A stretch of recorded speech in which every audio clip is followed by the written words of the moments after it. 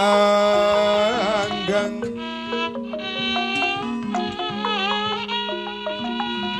bale lumut ambrakanggang awito denjeng-denjengan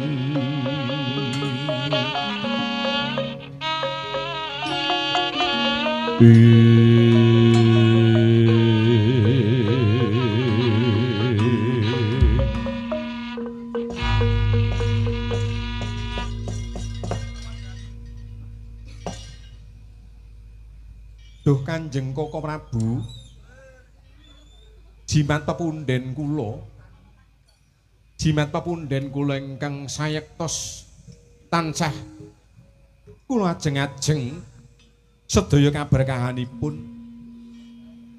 sarawuh paduka Kanjeng Koko Prabing Dwarawati ing negari Batana Kawarsa ripaduka kula ngaturaken pambagya panakrami mugi kunjuk sandhap padha paduka Kanjeng Koko Prabing Dwarawati.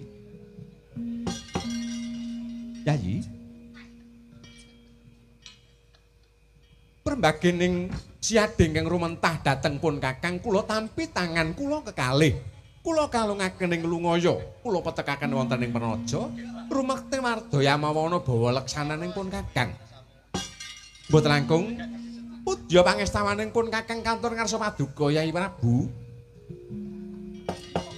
Duh Kanjeng Koko Prabu, Gurawalan anggen kula nampi berkahing pangestu saking paduka Kanjeng Koko Prabing Dwarawati.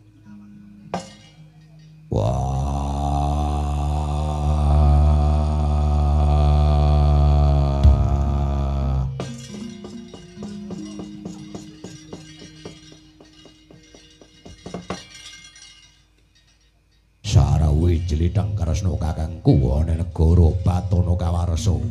Basaku katur marang panjenenganmu. Jelithang kresna kakangku. Kuwi lah dalah. Wong bagus. Iya. Werkudara. Wis tak tampa pangestunipun Kakang tumuli tampanana, Dara. Tak gegem dadi jimating Werkudara donya prapting delahan. Koko Prabu, bekti kula katur ngarsa paduka Koko Prabu. Janaka